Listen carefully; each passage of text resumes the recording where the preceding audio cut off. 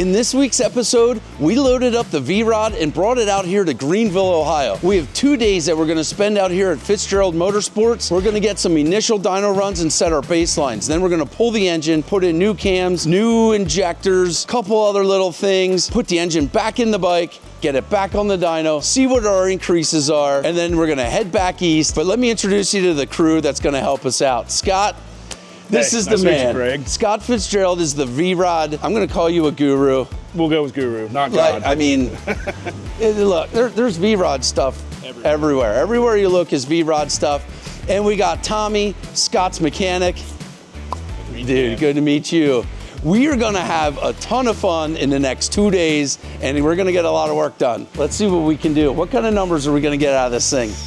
Ooh, I'm gonna go 131, 133. I would love it if that happens. What's your guess? Over 130. Over 130? There you go. Okay, I think I'm gonna stick in that 132 range because they know what they're doing and I don't. So I'm just gonna say what they said. All right, man, let's get the crane and get this party started. Let's do it.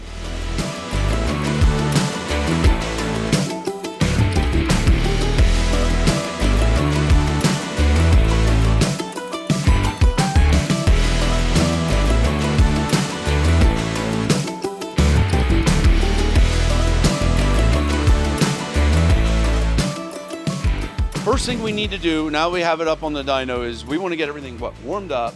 Yes. And part of that is we need to check tire pressure to make sure that we're running correct tire pressure. If it's too low, we're going to create too much heat. We're going to get some, and if it's too low, I guess we're going to get some false readings. Too much. False readings. So okay.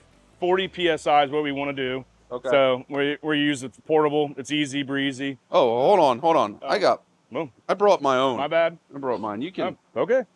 put that one aside. 10-4. These things are fantastic. I have a small one, which is the X9 Pro, and I keep that in my tool roll. You guys saw that in the Samurai video. This is the X8 Apex. I keep this one in my wife's truck along with the T8 Max. That way I have peace of mind that she'll be able to start her vehicle, not have flat tires when she's out with the kids. I also carry the big one in my truck, and I actually had to use it the other day because I had a flat tire. 35, we are gonna set this to 40 PSI, and we hit go.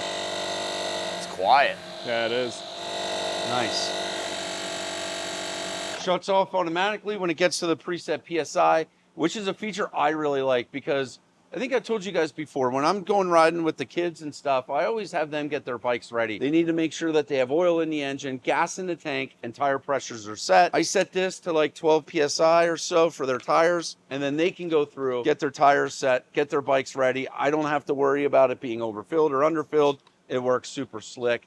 We're gonna put the information down in the description. Fantic's having a huge Black Friday sale. There's gonna be a couple codes. Craig Pro is the code. It's gonna save you 35% on the X9 Pro tire inflator. I think that's gonna bring it to less than $100. And the code Craig Max is gonna save you 50% on the T8 Max 4,000 amp jumpstart pack. I'm happy. These things have been working out fantastic for us. Thanks Fantic for sponsoring this video. We really appreciate you. Check out the links in the description below.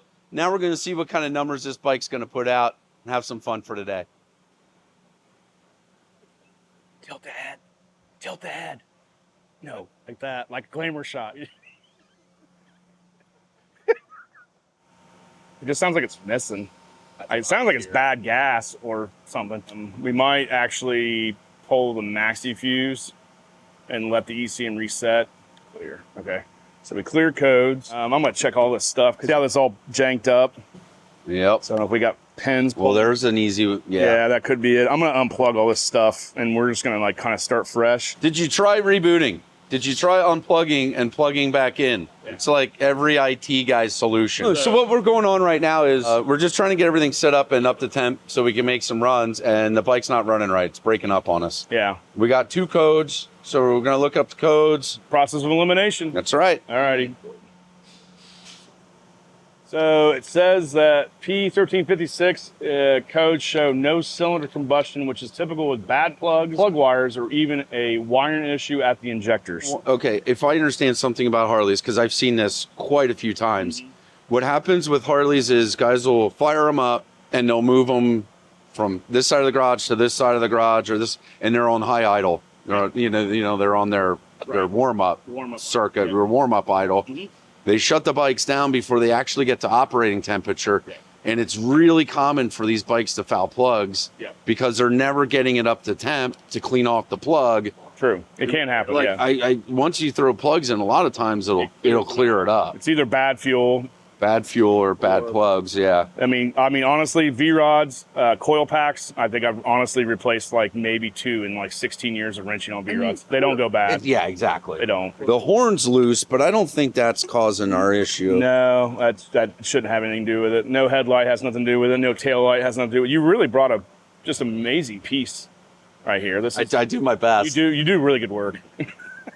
Paul Sr., watch out. That's right. Look out, Paul Sr. We're coming for you, buddy. Right. Yo, that dude's 75 years old, That's insane. I think. I got to tell you, I wouldn't mess with him. No. That dude is stacked. Yeah, he looks like he's Yeah. well equipped. Yeah. He could have beat up Jake Paul. 100%. All right, so we cleared codes, unplugged that.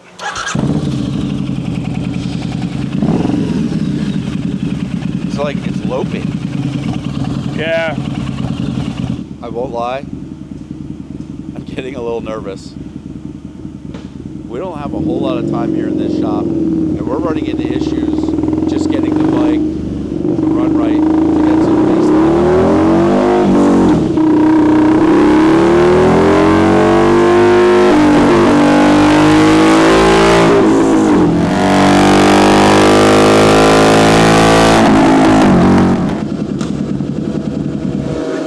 There's nothing on the top end.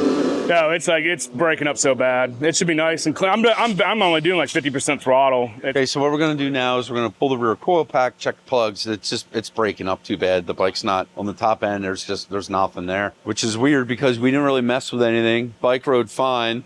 Hey, it's all part of it. We're gonna figure it out. You can't think of anything you messed with? Can't think of anything I messed with. You sure about that? I can't think of anything Famous last words. because I didn't pull. That if the bike won't run if that's anywhere not here, like sideways, it won't run at all. Oh, is this your tip? That's your No, tips, that's it. TSM. So what they do is if you tip your bike over, it shuts it off. It kills, and this one's a killing spark or fuel. It kills spark. Oh, that's out. That thing was loose. This was not even torqued right. I don't know what spark plugs those are. I don't think that's even the right plug. We use DCPs. So Yeah. not even the right plug. Unfortunately, we'll have to remove this. We'll have to yank the battery. We're just going to have to pull both of them because it's clearly breaking up. So I think your deal has become a real deal. Lithium. Look how light this thing is. Whee! Whee! These guys are going to think I'm a goofball till the day's over. Look how wide that is. How lean that is. yeah. Lean. Dude, I've never seen that number. part number. I haven't either. Could be a freaking lawnmower. We're going to use the proper NGK iridium plugs. I have never in my life heard of a floor mill or seen a floor mill. This is a floor mill. Look. You can tell because it's in the floor. Yeah, how you can tell is because it's in the floor. Right, exactly. So you see the different color concrete here compared to this. So we have this, and we have this. This concrete that this machine is sitting on is 10 feet thick, and it has 2 tons of 3/4 inch rebar in here just to hold this machine. This machine will carry a 7 thousandths tolerance over a 20-foot span. To put that into some perspective, that's the width of 7 human hairs put together. That's a little less than 2 pieces of standard notebook paper on top of each other. Let that sink in. Over a 20-foot distance. I'm gonna see if he'll let me drive it by the end of the day. We'll see. All right, so we're good there. You want to get the battery? Okay, now you're clear. You got clearance now. Oh, here, look, hold on. We got an issue. There you go. That'll work. Yep, that'll work. Okay, so we got fresh plugs. We got a fresh pigtail. Yep. We're gonna try this again. It already sounds better. Sounds better. Already sounds better, yeah. All right. We can tell right off the bat, as soon as he started it, it's running better. We had a couple problems going on. One is we had the wrong plugs in the bike. There were the wrong plugs in the bike and they were loose. And 2, we had a bent pin on the pigtail. Both of those combined into the bike wasn't running right. We still have to get a good run, but right now, as soon as he fired up, it's better.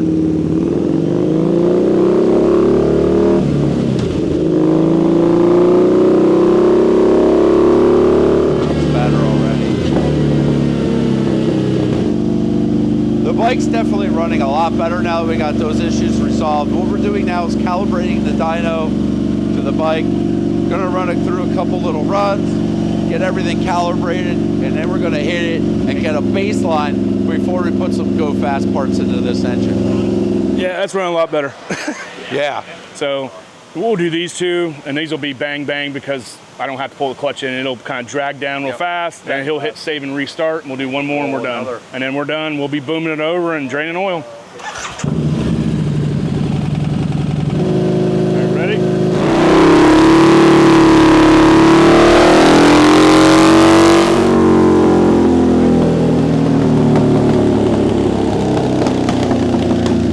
Okay. Run 1. 121 horsepower. We'll see what run 2 does.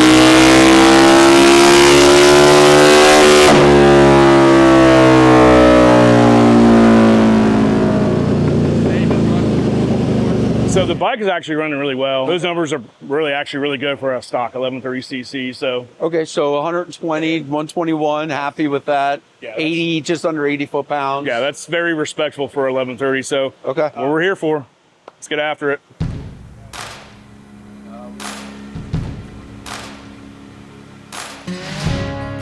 I'm learning a lot today. And one of the things I'm learning is now I want a crane. Because, I mean, come on, right? Next shop, Craig. Next shop. Life goals. So for you guys servicing your V-rods at home, if you notice what we did here is we lifted the back end up. And that's because the drain plug is on the front side of the belly pan. Lift the back end up, get it on an angle, you're gonna get more of that old oil out. If you watched the last video when I drained the oil, I did the same thing. So you guys doing DIY maintenance at home, that's a good tip for you. I don't see no metal, so that's a good sign. Wow, they went bananas on hose clips. Jeez Louise. That's definitely not, That's not factory. that's how bad of a problem this guy was dealing with. Whoever put this on literally put 1, 2, 3 hose clamps on that 308 round. Okay. 1, 2, 3 hose clamps. I can start pulling exhaust. Did you figure that out because you were touching it? Yeah.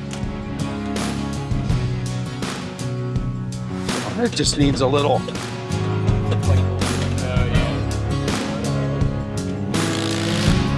So the little known fact about pulleys, not just on V-rods, but all Harley Davidson, these are actually powdered metal. No way. Yeah, these are not billet steel. Heat and pressure. Yes, and they do go through a machining phase, but it's actually powdered metal is how these are produced.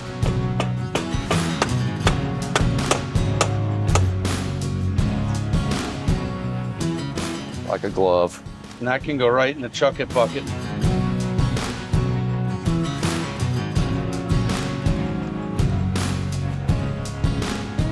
One of the neat things, just looking around at some of the stuff, when you're in a situation like this, what Scott's got going on, and he's specializing in one bike and stuff, it's just cool that he has all these parts. So, you know, you take it off this bike and you save it, you talk about it, you know, and you can just pull from them. And or even like you see something, you're like, I don't know, man, that doesn't look right. Well, you find another example laying around in your shop and you can hold them side by side and things like that. And it's really neat.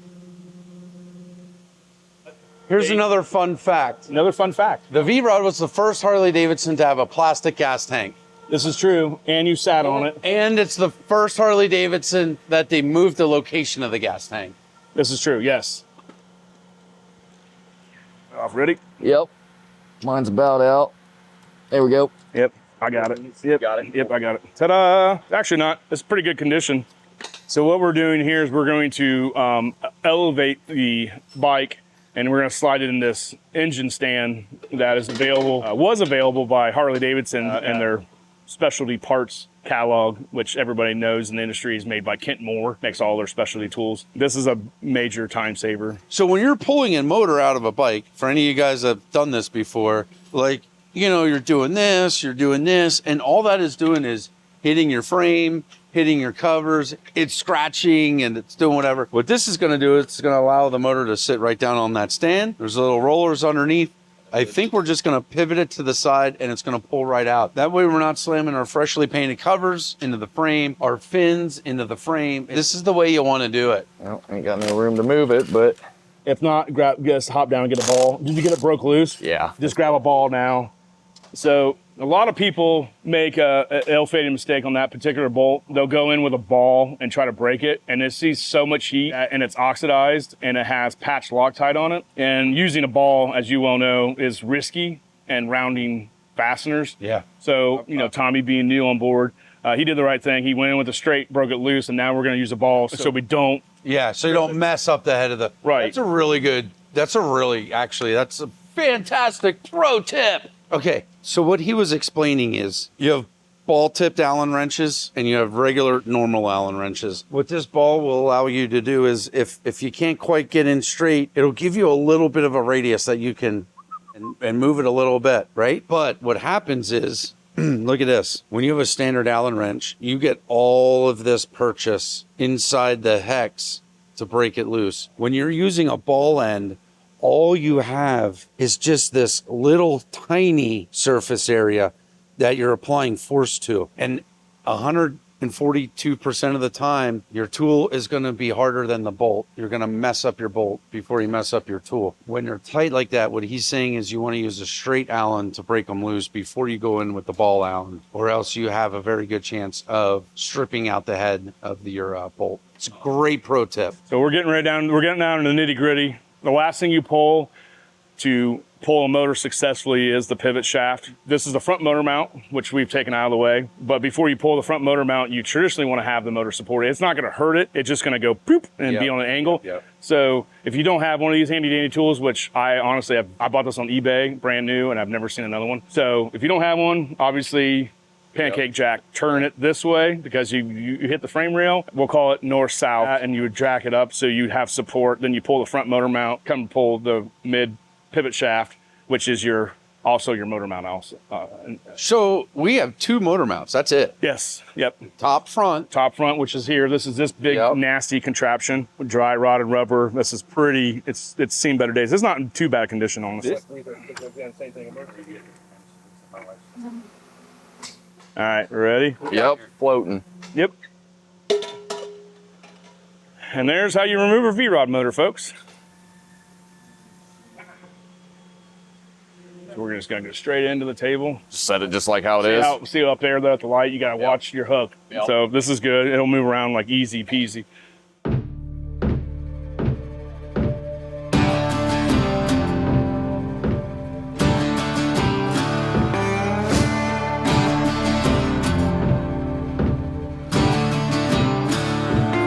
So right now, what we've got going on, we've removed the valve covers to expose the timing events or camshafts, obviously, so we can go ahead and pull these. What we're gonna do is we're gonna kind of see where the motor's at this time. Just by visual inspection, you can see that the camshaft on the front cylinder is off load. You can tell that because your lobes are out.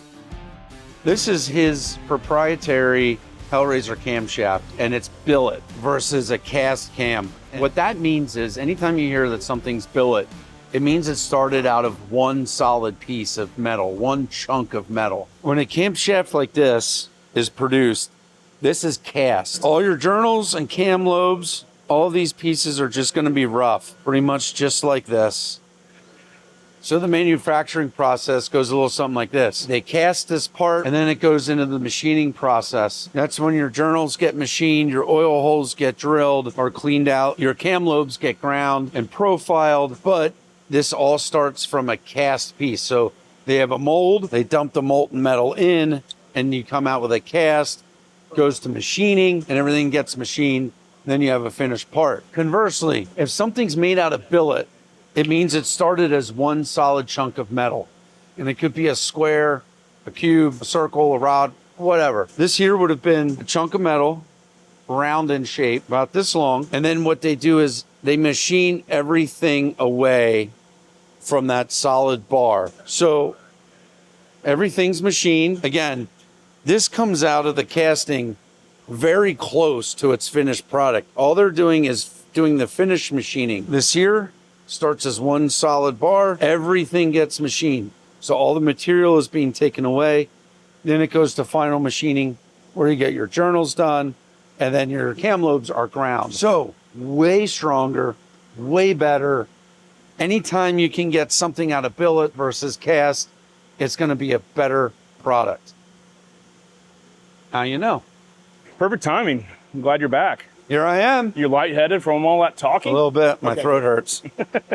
So we got the front cylinder because it was not under load. The big problem that we see when people try to do this themselves, a lot of people will come in here and they'll pull the covers off and they'll just start taking a marker. Well, I'll just mark this dot, and there's no need to do that. If you completely just calm down and take the camshafts and the chains out and then get the front cylinder under top dead center and find that, then you can just restart the timing event. Correct. So what we're gonna do, we're gonna roll the motor over counterclockwise. Harley, and Porsche made it so, the common person that, again, follows instructions and reads a manual can do this. It's not real difficult. Even the specialty tool, which this is from Harley, it shows rotate this way. So at this point, we're gonna roll the motor over and you're going to start seeing the rear camshafts because we already removed the chain from the front, and we're going to get it. And you can see this one, this is your exhaust. Here's your intake, and boom. See how we're at high noon? Oh, yeah. So now we're off load, right? Yep. So at this point, we can remove the cam tensioner, which is holding the chain taut. We'll take that, which will loosen it, and then we'll take out the caps. If you don't do this sequence, you run the risk of actually pulling the threads and or possibly snapping the cap. More or less, you're going to pull threads. Right. And that means you're either fixing or replacing a cylinder. Yes. We're going to carry on. Fantastic.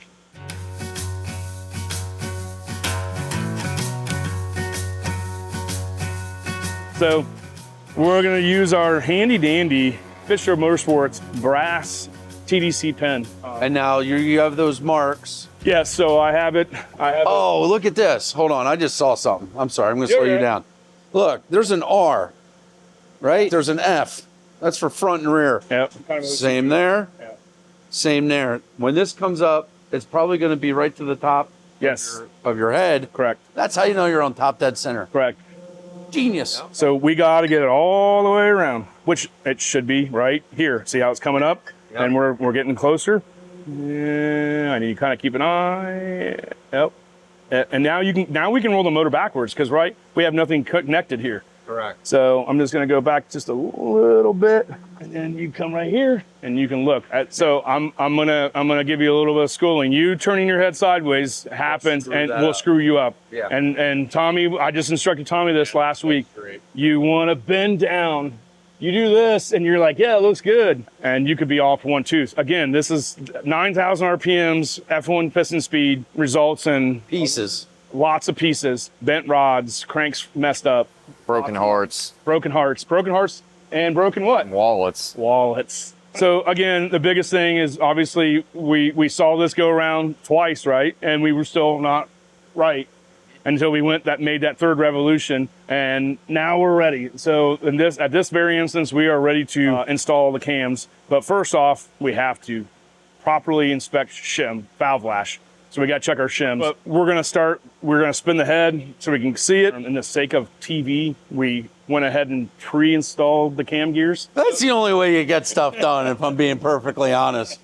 Okay, when you're talking shim and buckets on your valve train, there's two different styles. Your shim is going to be about the size of the top of your bucket. Generally, there's a little lip around this edge. Your shim's going to sit in there. So you have your valve stem and spring. Your bucket sits on top of that. And then you have your shim here.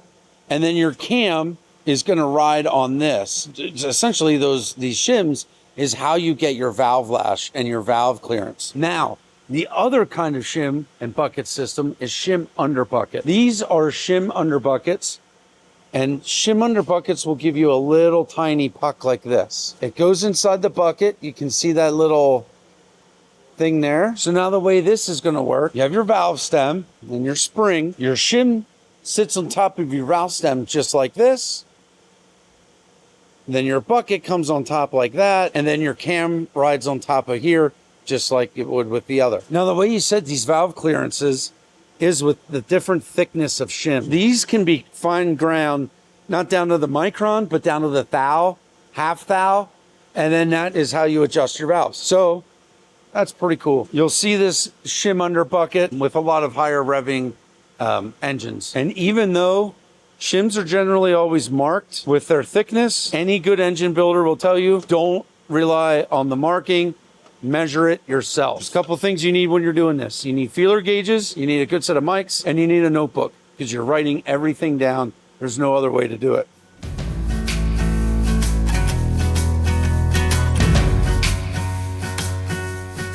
What they're doing, the way they're doing this is they're leaving cam chains off. Now what they'll do is they're gonna put the caps back on. You gotta torque the caps, obviously.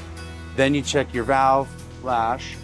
You're making notes as you're going, so you know if you have to increase or decrease your shim size, or if you're in spec, they're running these in, they'll torque them, they'll get their measurements, they'll do the math, and then once they have everything set, they'll get their shims lined out, get everything matched up, pull the caps back off, pull the cams back out, put the chains in, put everything back together, and then they're set to go. But this is a whole lot easier and a whole lot quicker to do it this way than to mess around with the chain and all that stuff. It just get it out of the way, get your valve lashes set, and then come back once you have all your math done and know exactly what shims, you come back for your final assembly and you know you have it nailed. We're 12 to 14 on the exhaust, and Tommy is telling me that we got 12 to 13, and I'm gonna check it. Exhaust valve clearance is always higher than intake. And again, the reason for that is heat. Think about what's going past your exhaust valves, all your exhaust, hot exhaust gases. That valve is gonna get a lot hotter.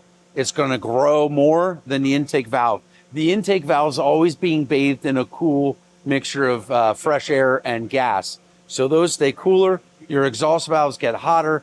That's why your tolerances are bigger on the exhaust side than the intake side.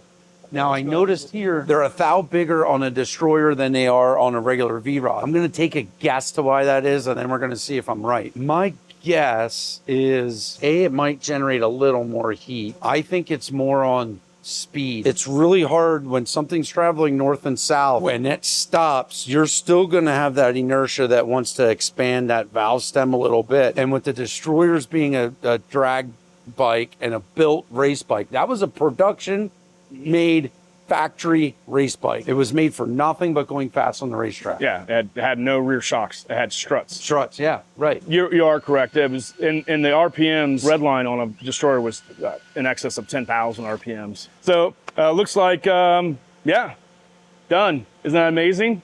It is. Turn my back for 2 seconds. We're gonna get some bolts together because you want to change the stainless. Yesterday, I spoke to you on the phone. You were like, hey, let's get some stainless hardware.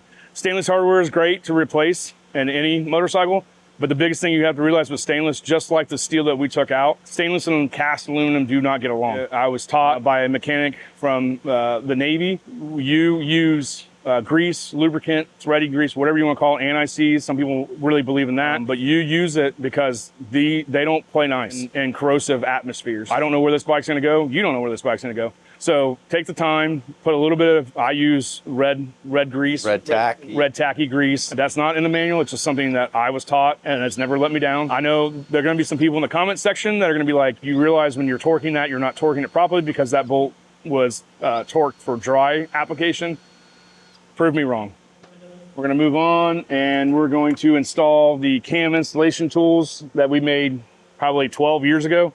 This is actually made of one solid piece of 4140 heat treated material. So this is very, very tough and not brittle. This can take, 4140 is amazing material, and in the heat treated form, it's very durable. Very durable. It can take a pounding for years. So we gotta get the front rubber boot out. We're gonna take that off so we can gain access. I can put the rear one on.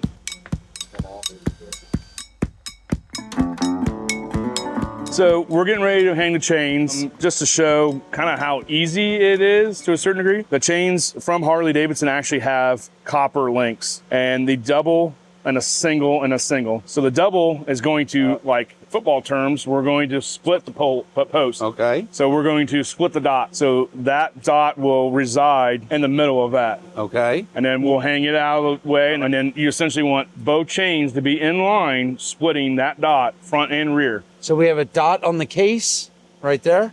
There. Yep. That's going to line up with this dot on the gear. Lines up with that dot on that gear. You want all three of those lined up. Before we go ahead and start the timing chains and send this home, we're gonna physically remove this. This is called the triple sprocket bolt. And this bolt, unfortunately, is righty-tighty, lefty-loosey, and the motor is going this way, so it's being counterintuitive. If they would've just put a left-handed bolt, Harley, or put patched Loctite, Harley. Or even a place to peen it. Yes, they would not have this problem. So what we're gonna do, we're gonna go ahead and we're gonna pull this bolt, we're gonna clean it. This is also the water pump shaft, and this is also a galley, well, I call it the galley of oil. So oil that goes to the heads is actually sitting here in the shaft. You'll see oil pouring out of it. And what that is, essentially, when you're building pressure, the oil, so these don't go, because there's no bearings in these heads. It's oil pressure. So they're storing oil up here, so it only has to go from here to here. Yes. It doesn't have to go from here to here. So anyway, we're gonna progress. We're gonna go ahead and get this removed here, and we're gonna clean the threads, and we're gonna get it going. The oil out of the valley. So again, when you pull this, you can see this bolt is really long. It's a fine thread metric. You want to clean it really well. You want to let the oil kind of drain out. You do want to use the same cleaner here that you use on here to clean this. You do want to use that and actually get in there and clean it out, so you can go ahead and apply the red Loctite and torque it to 17 foot-pounds of torque. So we're going to progress and do that right now. You can see the bolt is properly been cleaned, it's good and dry. Doesn't have a bunch of oil residue. So we're gonna go ahead and get a little Loctite on this and get this torqued and move on. So now we are ready to install cam chains. We're gonna go fishing. So I'm just taking my time. You know, I am turning my head sideways, but I'm about ready to stop doing that and literally verify. So we just double check. You can see copper, copper, copper, copper, dot, dot. As they say in football, it's good. So we're gonna go ahead and grab the rears. We're gonna do exhaust. Our cams are clearly labeled multiple areas, E, pretty straightforward, exhaust. And front and rear cams are the same. Yes.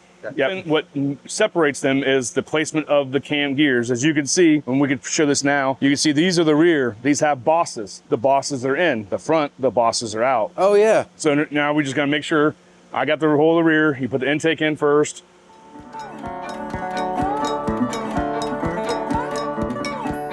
In this instance, we've got the rear installed. It's not under load per the manual. Any deviation is catastrophe. So we just want to give a visual check. We got intake dot, copper link.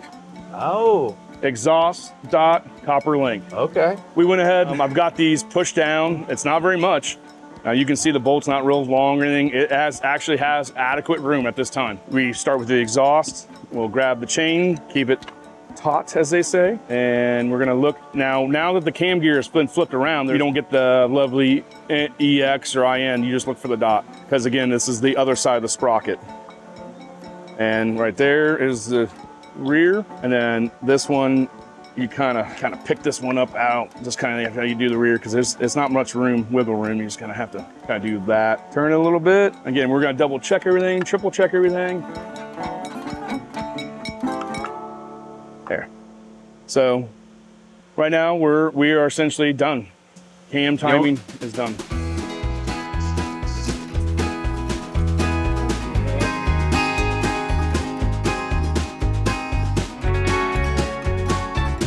We went ahead and installed these 5.7 gram injectors where stock is 4.84. We found with these cams and the exhaust and the tuner that we were running right around 90 to 100% duty cycle at full RPM or full tilt. You don't really want to see that. You want to see 80. So let's keep it safe so you don't burn up an injector. Let's just go ahead and keep it simple. And even with these 5.7, we're still rocking out at 70% duty cycle. Nice. So those injectors are kind of basically step 2 of what we're doing in the engine. Cams is step 1, injectors is step 2, tuner is step 3, exhaust step 4. We already have the intake, so we can skip that step. So when we all add all that together, we're gonna have more horsepowers.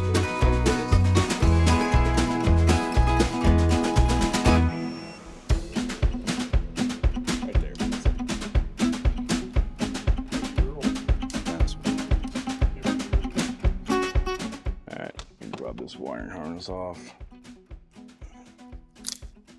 Hanging around where she shouldn't be. All right, go ahead and plug in all your sensors. Cool. Harleys are really easy to make better. You just replace all the Harley parts with other parts. Yeah, that's actually that's actually correct. So Dan, you remember when I said we were going to replace this and I think I could come up with something better? Yeah, you still think that? Yeah, I spent a little time next door at the machine shop Did you really? and I came up with this. Oh, wow. It didn't take me long to do. Dang, Craig. It didn't take me long to You do. must have really nice tools over there. Yeah, there are really nice tools over there. Okay, I didn't have to machine it. It was already in the shelf over there. Could have fooled me. I just had to find it is all I had to do. And I found it. But tell me that's not going to make a difference. That's at least 2 or 3 horsepower. Horsepowers.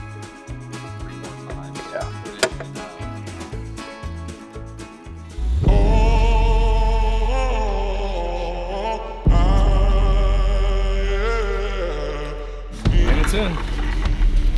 There. It's little tiny touches like changing out these motor mounts for a far superior mount. Yeah, sure, we could have just thrown the old rubber ones back in, but you know what? We have the engine out. Everything's accessible. Might as well. Might as well. Now's the time to do it. I'm not gonna lie, these things aren't cheap, but they're nice. They needed replaced. And at the end of the day, I want somebody to have a nice, safe bike. Tighten that up. Okay, front motor mount is done. And it won't get There you go. There we go. All right. Nice. Brand used black starter. You can't get any better.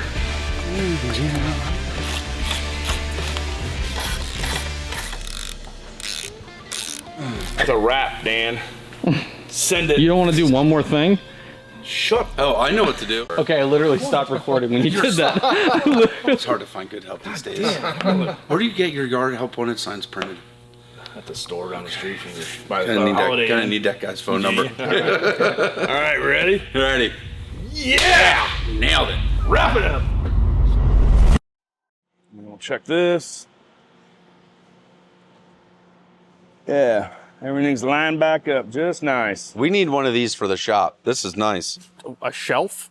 A shop. Well, yeah, but look how clean and easy this is versus the messing around we do. Those like soda syrup boxes. Right. In the back of like the, the fast food, back of the Burger King. I thought you were gonna say this is what we needed in our shop. Just more engines on the floor. More engines. This is like pro tip baker's dozen in this video, but here, whenever you open up an oil jug or brake fluid jug or coolant jug, and it has this stuff here on the top, what a lot of guys will do is poke their finger in and start dumping. That's all well and good until the one time that this seal isn't really glued that well to the jug, and what'll happen is it'll slip off and it'll go whoop right into whatever it is you're pouring your solution, your liquid into, and that's a bad day. Like if I was pouring an oil or if I'm pouring coolant and that thing went into the system, bad day. So don't just stick your finger, don't just peel it off, remove it completely.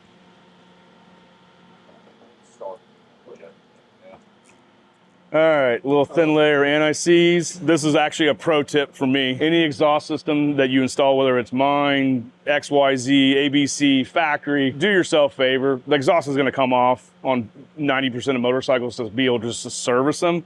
Especially a V-Rod, as you can see, even to change a clutch, you have to remove the exhaust. So once you've got it off, take the time, clean the rust, and apply some anti-seize. So either you or the next person, the owner, or the next mechanic that works on it can actually get this apart.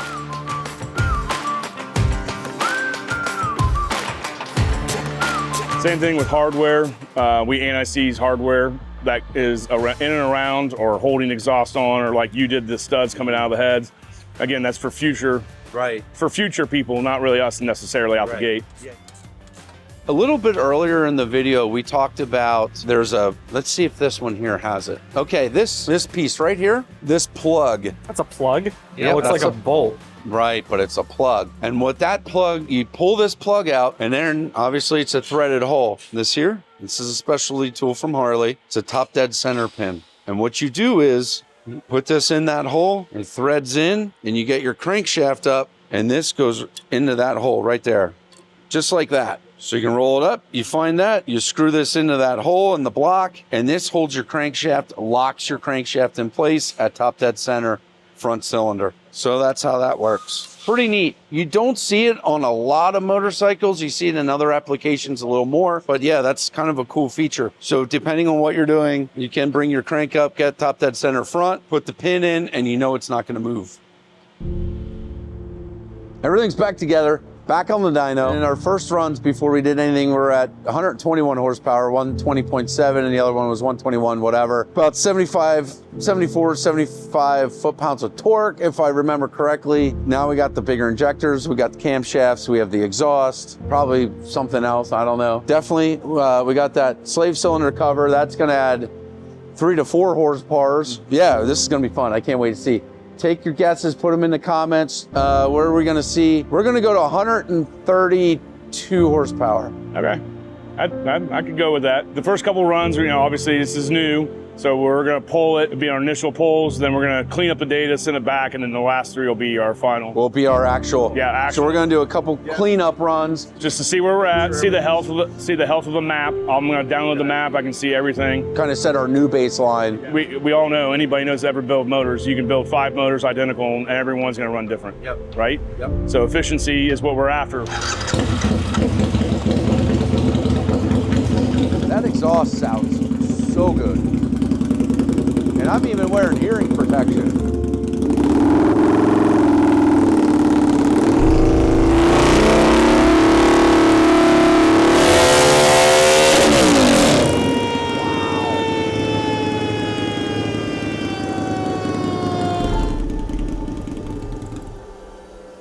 So right now we're gonna just pull the data, clean it up, and then we'll send it.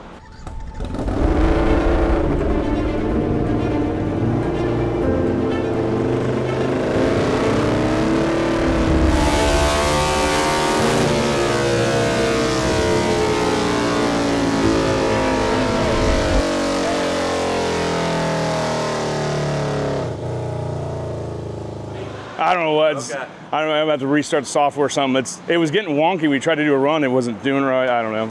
Welcome to Dynos. Well, if we quit right now, we're making 171 horsepower. Yeah. Load it up. Let's go.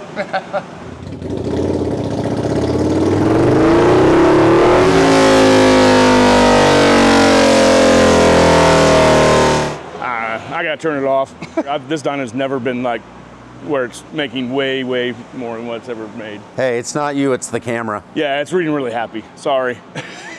It'd be great. Like, great for business. I'm not gonna lie. I mean, there'd be people standing at the Holiday Inn waiting for me to get work. That kind of money for that kind of horsepower all day long. Okay, the time has come. I've been waiting 2 days for this since I saw the machine. Richie's gonna teach me how to drive a floor mill. This is a 1970 floor mill. Yeah, Lucas 5-inch floor mill. He just taught me all this. So this whole thing moves front, back, you're in and out, the table stays stationary. And this machine will carry I think I already said it, a 7,000 tolerance for 20 feet, which is unheard of. Right. Hey, if it has a steering wheel and a seat, I want to know how to drive it. So that's what we're gonna do. You want me to demonstrate or you'll just coach you through it? Coach me through it. All right, I jump like on rolling up these and guys. let's do it. All right, so let's start off with the gear change. So we're not gonna cut anything, we're just gonna drive around. Just gonna go for a spin. So we need to turn this dial to where right in here says neutral. So you just dial it right around. That lights up, that's your gear changer. You press that, it changes gears. Let's hit this button here. All right, you're on. Okay, now this button here is for forward and back. Now, if you want to just keep going forward, you go this way and pull it out and it stays. I wonder, I thought your buttons are falling off, but they're not. That's design. Yeah, now this is only going, I was gonna say, we are moving. yeah, 11 inches a minute, 12 roughly. So we can go up kind of fast. We can grab the button. You want to do it? You can hit that button, just push on it. Oh yeah, oh, we're going up now. Wow. Yeah, it goes way up. You can see like the Yep. wiper line Yep. there. That's about as high as I was at yesterday. Okay. So now we can travel forward. That would be That one, yep. this way. Yeah, exactly. And I can either hold it Or tilt it out. Oh, the bottom of it. Yeah, there okay. you go. Yeah. And We can ride like this. Usually this is kind of slower feed like this. This is when you're cutting. so when you're doing this, you're kind of hanging out here, you're watching your spindle and Yeah, and work doing and exactly. all this, and so that stops us. Yep. And if you want to go down, you just like that. And then we start heading down. Yep. That's cool. Yeah, it's pretty neat. Hey, this is neat. Thank you. You're welcome. Yeah, it's fun. Very fun machine. All right, man. Thanks for letting me drive your minivan. You're welcome. That's cool. It sounds like we're ready for another dyno pull. Fingers crossed.